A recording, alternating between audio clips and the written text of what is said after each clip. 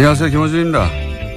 이명박 전 대통령이 최근 이명박 정부 시절 벌여졌던 각종 불법 행위 관련해 안보가 엄중하고 민생 경제가 어려운 시기에 적폐청산 시도는 퇴행적이며 국익을 해칠 뿐 아니라 결국 성공하지 못한다는 입장을 내놨습니다. 그렇습니까?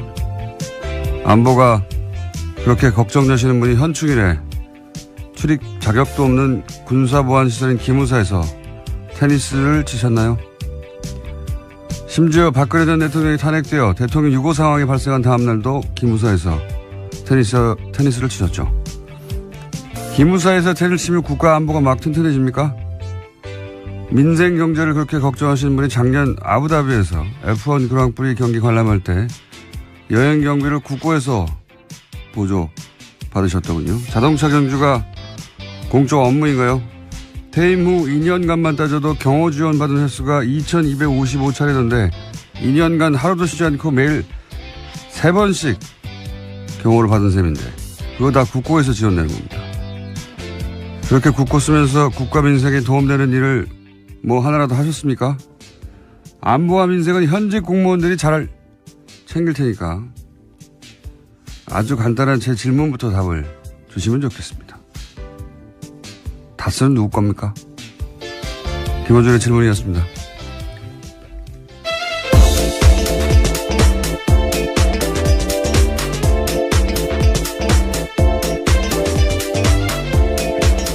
시사인의 김은지입니다. 네.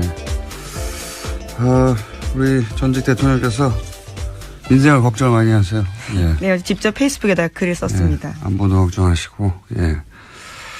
그리고 이제 국익을 해친다고, 예. 적폐청산이 국익을 해친다는 논리는, 요즘 표현으로 아주 신박합니다. 네. 뿐만 아니라 절대 성공할 수 없다라는 표현까지 썼습니다. 성공하지 않았으면 좋겠다는 말씀이겠죠? 예. 국익 얘기하니까, 국익은 본인이 아주 글로벌한 규모로, 예. 헌정사상 최대 규모로 해치셨어요. 자원 얘기 하나만 얘기해도, 에너지 공기업이라고 하죠. 예. 석유공사, 가스공사, 광물자원공사. 예.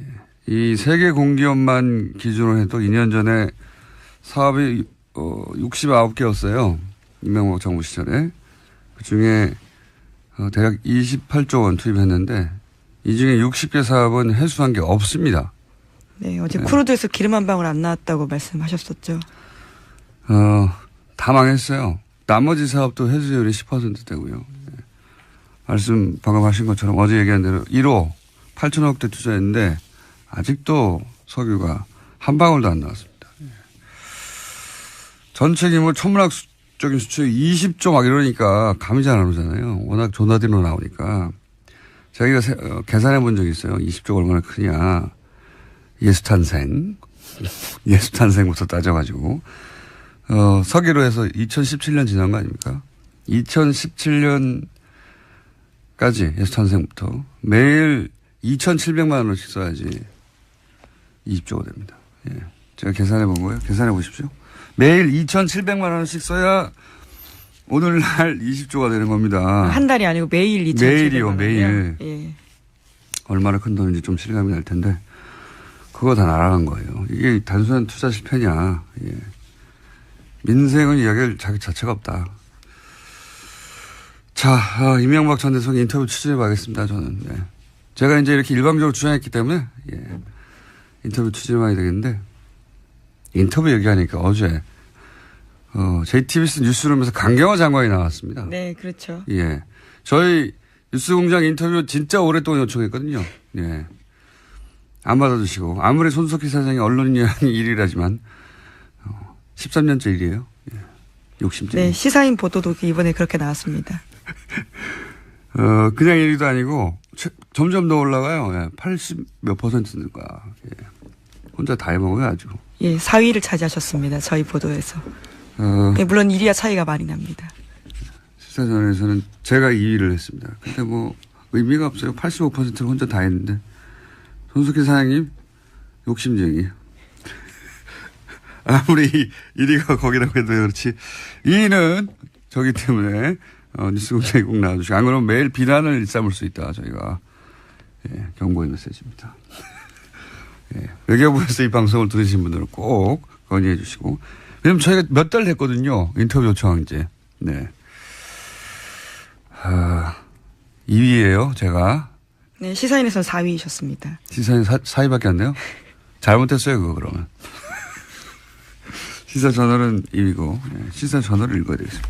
첫 번째 뉴스는요? 네, 시사인을 읽으십시오.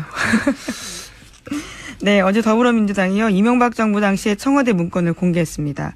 이명박 전 대통령이 직접 문화계 블랙리스트 관련 보고를 받았다라는 내용 등인데요. 네. VIP에게 좌파문화예술단체에 대한 보고했다라는 내용도 있습니다. 뿐만 아니라 KBS와 관련된 내용도 있었는데요. 홍보수석실에서 작성된 걸로 추정됩니다. KBS가 반정부 보도하고 있다면서 핵심 간부들의 정치 성향을 분류하고 사장 교체 등을 제안하는 내용이 있습니다. 또 야권 지자체 단체 등을 압박하려는 내용도 있었습니다. 핵심은 이제 BIP에게 보고했다는 기록물이 나왔다는 거죠. 핵심은. 예. 김기춘 전 비서실장을 구속시킨 것은 어제도 얘기했지만 다른 여러 가지 엄청난 의혹들이 아니고 블랙리스트였어요. 예. 알카포네를 구속시킨 것도 엄청난 그 조폭 활동이 아니라 세금 문제였습니다. 거기까지 얘기해두고요. 이런 거 나오니까 이제 아까 얘기했듯이 전 대통령의 직접 입장 표명이 나온 거죠? 예. 네, 페이스북에서요. 대국민 추석 인사 형식으로 글을 올렸습니다. 그런데 핵심 메시지는 말씀처럼 이번 정권에 대한 이야기들이었는데요. 전 정부를 둘러싸고 적폐청산이라는 미명하에 일어나고 있는 사태를 지켜보고 있다면서 그것이 퇴행적이다라고 표현했습니다. 전 정부 하니까 굉장히 오래된 것 같지 않습니까? 네. 자신을 뜻하는 겁니다. 예. 굉장히 오래된 것 같은데 4년밖에 안 됐어요. 네. 가깝습니다. 지금 조기 대선이 벌어져가지고 불과 4년 전입니다. 그러면서 이제 대책회의를 했다는 거잖아요. 이런 네. 얘기 전에. 오늘 아침 동아일보 보도를 보면요. 서울 강남구 삼성동 사무실에서 입장 밝히기 전에 대책회의 주재했다라고 하는데요. 이명박 전 대통령 쪽 인사가 동아일보와 통화해서 이명박 전 대통령은 굉장히 격앙됐고 오히려 주변에서 좀 말리기도 했다라고 했습니다. 그러니까 페이스북에 쓴 글은 자신이 직접 고른 표현이다라는 겁니다. 격앙되셨군요. 예, 반갑습니다. 이렇게 억울하실 때는 뉴스공장을 찾아주십시오. 억울하실 때는 뉴스공장을 찾아주시면 감사하겠습니다. 그리고 이제 다스 관련해서도 예, 변호인들이 이런 대책회의를 하고 있다는 예, 첩보가 있습니다. 바쁘신 것 같아요. 최근에 회의도 많이 하시고 격앙도 되시고 예, 입장도 발표하시고 이럴 때는 뉴스공장 인터뷰로 다시 한번 광고하는 바입니다. 다음 뉴스는요. 네, 이명박 정부가 출범 첫 해 2008년에 댓글 작업을 기무사를 동원했다라는 JTBC 보도가 나왔습니다. 광우병 촛불 시위가 한창일 때인데요. 이명박 정부, 박근혜 정부 당시에 기무사에서 근무했던 고위 간부의 증언입니다.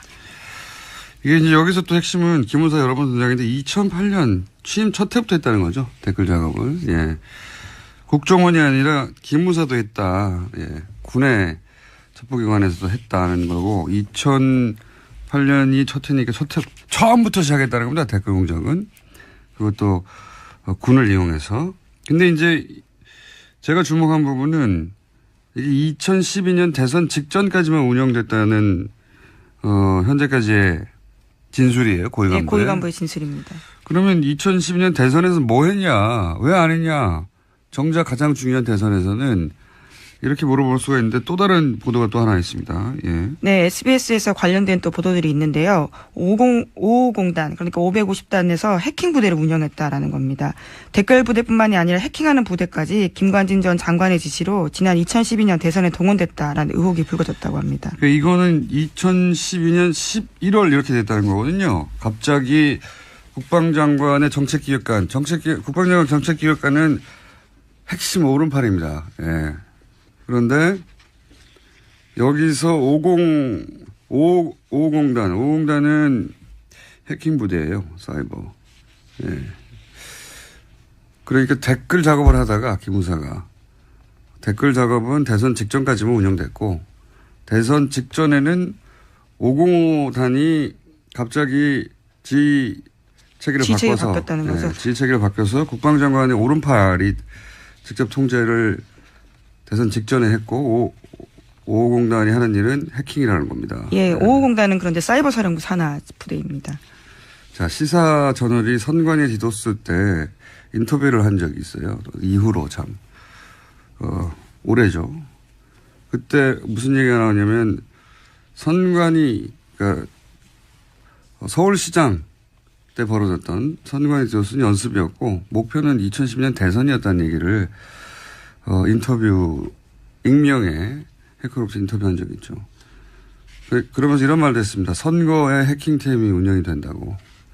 예, 선거에 왜 해킹팀이 운영이 되겠습니까? 선거에 해킹팀이 운영되는 것은 선거 결과에 영향을 미치는 목적 아니겠냐. 그거밖에 뭐 있냐.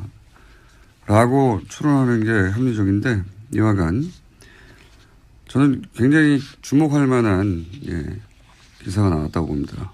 2012년 대선 직전에는 댓글이 아니라 이 부대, 해킹 부대가 동원됐다. 뭐 했는지는 안 나왔습니다. 저는 굉장히 주목하는 대목. 이게 이제 밝혀질지는 모르겠습니다만 어쨌든 해킹 부대가 대선 직전에 운영됐다. 기무사. 그러니까 국방부 산하 사이버 사령부에서. 주목하는 뉴스입니다. 제가 주시하다 앞으로 후속 보도에 있을지 모르겠습니다만은 왜 해킹 부대가 운영됐냐 선거에 질문하지 않을 수 없죠. 다음은요. 네, 어제 법정에서 기치료가 이뤄진 적이 있습니다. 잠깐만요. 네. 생각해보니까 이 얘기를 꼭 언급해야 될 것 같아요. 이제 이런 것들이 다 공작이죠. 공작. 해킹요? 해킹도, 해킹 그 자체가 북한을 대상으로 하는 거라면, 긍정적인 작전이라고 불러 마땅한 것이고, 이런 거 공작인데, 이 공작들은 설마 그렇게까지 하겠어 하는 생각이 있어요. 보통은 다들. 그런데 설마를 벌여야 이 공작이 보입니다. 근데 실제로 어제 SBS 보도를 보면요. 사이버 사령부 내부 문건에 전 사령관 연재욱이 5호공단을 대선에 활용했을 거다라는 말이 나온다고 합니다. 이제 특히 이제 진보 진영에 계신 분들 중에 자신의 합리성을 벗어나는 추론 이런 데 대해서 음모론으로 치부하는 경향이 있어요. 뭐냐면 자신이 그렇게 속고 살 리가 없다. 자신의 이성, 합리성, 지적 능력을 믿는 거죠. 근데 공작은 바로 그 점을 먹이로 삼는 거예요. 그 점을. 설마. 공작은 설마부터 출발하는 겁니다. 사실 문성근, 김혜진 씨 합성한 거 있지 않습니까? 그 사진의 그 합성의 조악함을 보고 이게 무슨 국정원을 상상할 수 없잖아요. 근데 그 사진이 심리학자의 조언을 받아서 일부러 조악하게 만든 거라는 거 아닙니까? 심리학자 조언을 받아서. 또는 논두렁식에도 심리학자가 조언을 받았다고 하고, 그 다음에 노무현 대통령과 코알라 합성해서 한참 돌아다닌 거 있어요. 그것도, 심리학자 전문가들이 네. 이런 식으로 하라고 한 거 상상할 수 없는 선류의 영역이거든요. 이런 얘기를 왜 하냐면, 2010년으로 기억하는데 2009년부터 제가 그 얘기를 했었는데, 이거 4대 보험 받는 댓글 부대가 존재한다. 라고 최초로 문제를 제기한 사람이 접니다. 네. 여기에 앉아있는.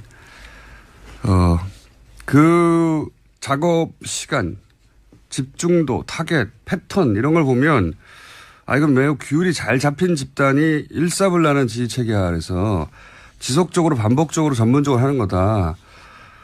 그런 일을 할 정도의 자금이나 규모나 전문성, 인력 동원, 비밀주의 다 갖춘 게 국정원밖에 없지 않느냐. 근데 이제 그때는 4대 보험 받는 사람이라고 제가 표현했거든요. 예. 출퇴근하며. 그리고 나서 음모론자가 비난 많이 받았어요. 음모론자라고. 나가 죽으라고. 물증을 가져오라고. 그 물증이 나오니까 7년이 걸렸는데, 근데 댓글 부대가 지금도 활동하는가 제가 계속 여러 차례 의문을 제기했는데, 활동량은 분명히 줄었는데, 일사불란함이나 타겟이나 집중도 패턴, 전형성이 여전히 유지되는 댓글 부대가 여전히 활동한다라고 저는 봅니다. 예. 네. 관련된 취재들이 나오면요. 들고 와서 또 말씀드리겠습니다. 지금 안 나올 거예요. 왜 이런 얘기를 하냐면 설마 지금 정권 교체됐는데 댓글 부대 과거 거 다 폭로되는 상황에서 설마 아직도 있을까 말씀드렸지만 이렇게 생각하는 게 합리적이에요. 예. 그런데 그 합리를 따지는 설마 하는 지점에서 공작을 출발하는 거예요. 누가 운영하는지 는 모르겠어요. 아직. 있습니다. 근데 하지만. 예, 두고 보죠. 5년 이내에 밝혀지겠죠. 다음 뉴스는요? 네, 아까 법정에서 기치료 있었다라는 이야기 전해드리고 있었는데요. 기치료요? 네. 아, 박근혜 전 대통령 기치료? 예. 네, 일명 기치료 아줌마라고 해서요. 법정에서 직접 기치료 행위가 시연됐었는데 이영선 전 행정관 재판에서 나온 겁니다. 기치료 아줌마가 증인으로 나온 건데요. 아, 이게 불법 의료인지 아닌지, 예. 의료법 위반인지 아닌지 따지는 거군요. 네. 기치료라는 게 뭐 어떻게 하는 거예요? 이렇게 그냥 손만 대면 기가 전달돼가지고. 네, 어제 그 증인으로 나왔던 오모 씨가 한 말에 따르면요. 박근혜 전 대통령의 경우에는 일반 사람보다 몸이 약해서 손만 대도 뭉친 게 풀렸다라고 증언했습니다. 아, 이거 이분 억울하네. 의료활동 아니네. 이거 무협활동이네. 무협활동. 네, 청와대에는 일주일에 한 번씩 갔고 대통령이 해외 순방 다녀올 때마다 들어갔다라고 증언했다고 합니다. 아, 이건 억울함. 이 불법, 의료법으로 다룰 수 없습니다. 이건. 예. 무협활동의 일종으로. 예, 물론 1심에서는 유죄가 선고돼서 법정 구속 중입니다. 1년 선고됐습니다. 아, 이거 억울하네요.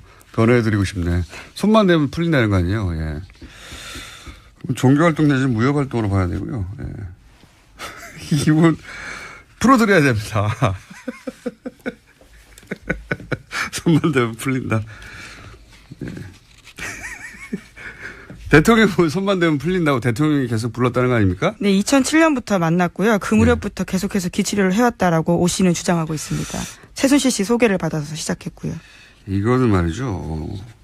여자분들은 잘 모를 수 있습니다. 남자분들은 다 아는 단어인데 운기조시라고 있어요. 운기조시라고. 예. 그런 걸 하신 거예요. 이거 어떻게 의료활동을 뭡니까? 무협지에 나오는 표현이라는 말씀이신 거죠? 네. 그래서 제가 무협활동이라고 하는 거예요. 이건. 전설의 행위죠. 최근 몇백 년 사이에서는 예, 어제 장시호 씨도 나와서 오 씨에 대한 이걸 따져야 됩니다. 이분의 무공이 정말 그 정도 되는가?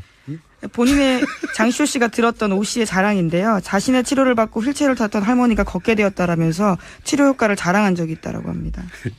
그러니까 이거는 이렇게 이게 합법인가 불법인가를 따진 게 아니라 이분이 과연 대통령을 그렇게 무공으로 치료할 수 있을 정도로 급수가 되는가 이런 걸 따져야 되거든요.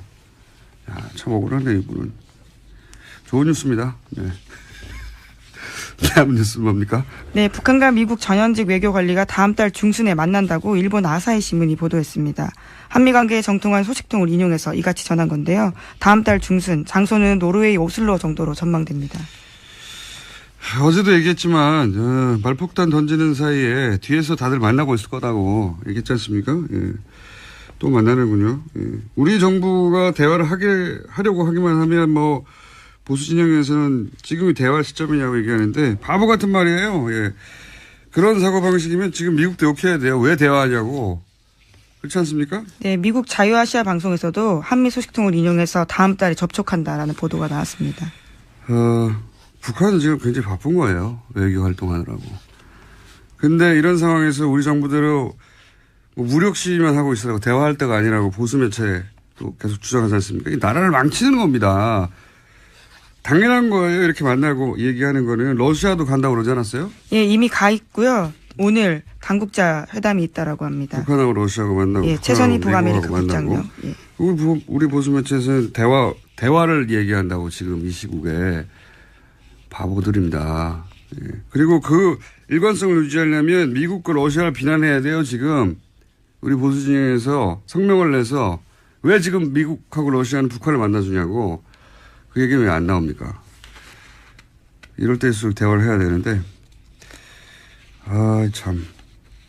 자 어쨌든 북한은 바쁘게 만나고 있고요. 미국도 트럼프 대통령이 맨날 전쟁한다면서 만난다고 합니다. 뉴스 제목 하나 정도 읽고 끝날 것 같습니다. 예, 바른정당에서 어제 갈등이 외부로 드러났다라고 하는데요. 자강파가 굉장히 강경하게 그것들을 이야기했다고 합니다.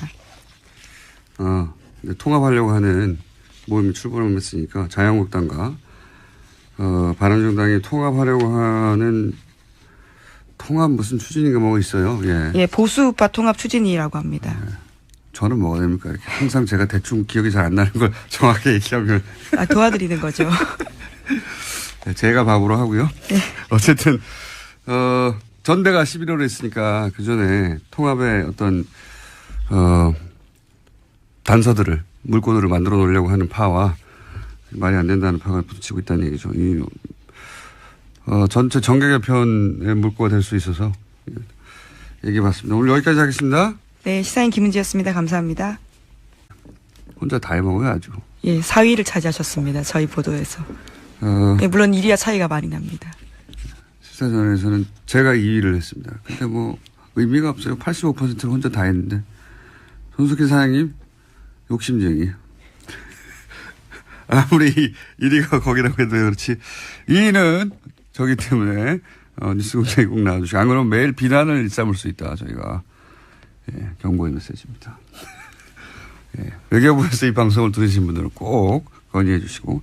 왜냐면 저희가 몇 달 됐거든요. 인터뷰 요청한 지. 네. 2위예요, 제가. 네, 시사인에서는 4위이셨습니다. 시사인 4위밖에 안 돼요? 잘못했어요, 그거 그러면. 시사저널은 2위고 시사저널을 읽어야 되겠습니다. 첫 번째 뉴스는요? 네, 시사인을 읽으십시오. 네, 어제 더불어민주당이요, 이명박 정부 당시에 청와대 문건을 공개했습니다. 이명박 전 대통령이 직접 문화계 블랙리스트 관련 보고를 받았다라는 내용 등인데요. 네. VIP에게 좌파문화예술단체에 대한 보고했다라는 내용도 있습니다. 뿐만 아니라 KBS와 관련된 내용도 있었는데요. 홍보수석실에서 작성. 예수탄생부터 따져가지고 서기로 해서 2017년 지난 거 아닙니까? 2017년까지 예수탄생부터 매일 2,700만 원씩 써야지 20조가 됩니다. 예. 제가 계산해 본 거예요. 계산해 보십시오. 매일 2,700만 원씩 써야 오늘날 20조가 되는 겁니다. 한 달이 아니고 매일 2,700만 원. 매일이요, 매일. 예. 얼마나 큰 돈인지 좀 실감이 날 텐데 그거 다 날아간 거예요. 이게 단순한 투자 실패냐. 예. 민생은 이야기할 자격 자체가 없다. 자, 이명박 전 대통령 인터뷰 추진해 봐야겠습니다. 저는. 예. 제가 이제 이렇게 일방적으로 주장했기 때문에 인터뷰 추진해 봐야 되겠는데 인터뷰 얘기하니까 어제 JTBC 뉴스룸에서 강경화 장관이 나왔습니다. 네, 그렇죠. 예. 저희 뉴스공장 인터뷰 진짜 오랫동안 요청했거든요. 예. 안 받아주시고 아무리 손석희 사장이 언론인이 1위라지만 13년째 일이에요. 예.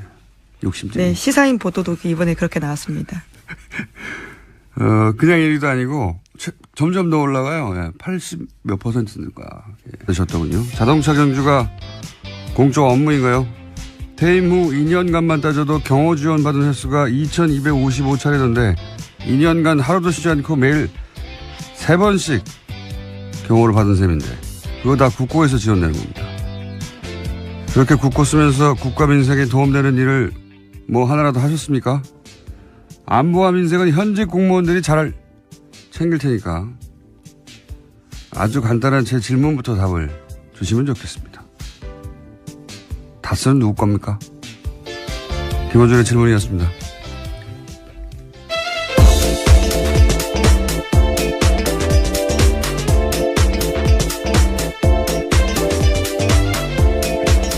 시사인의 김은지입니다. 네.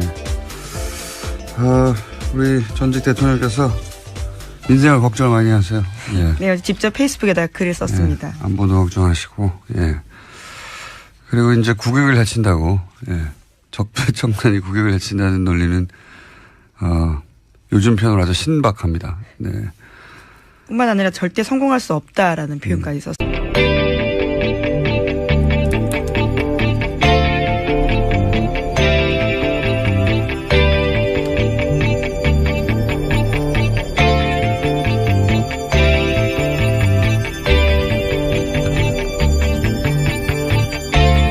안녕하세요. 김원준입니다.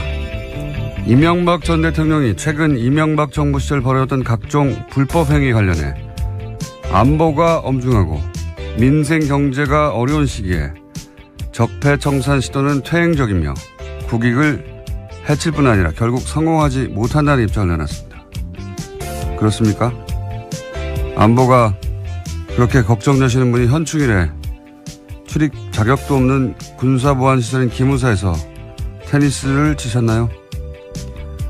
심지어 박근혜 전 대통령이 탄핵되어 대통령 유고 상황이 발생한 다음 날도 기무사에서 테니스를 치셨죠.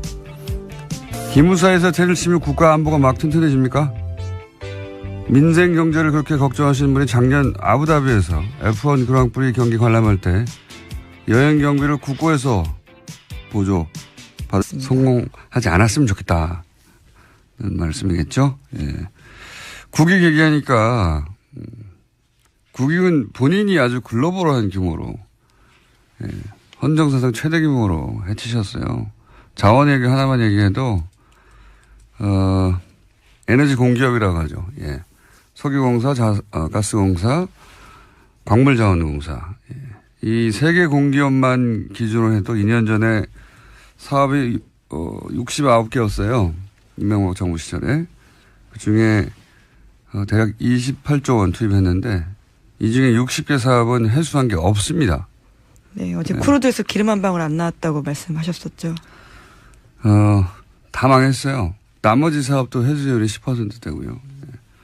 말씀 방금 하신 것처럼 어제 얘기한 대로 1호 8천억대 투자했는데 아직도 석유가 한 방울도 안 나왔습니다.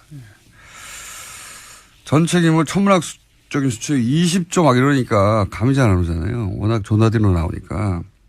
저희가 계산해 본 적이 있어요. 20조가 얼마나 크냐. 예수탄생.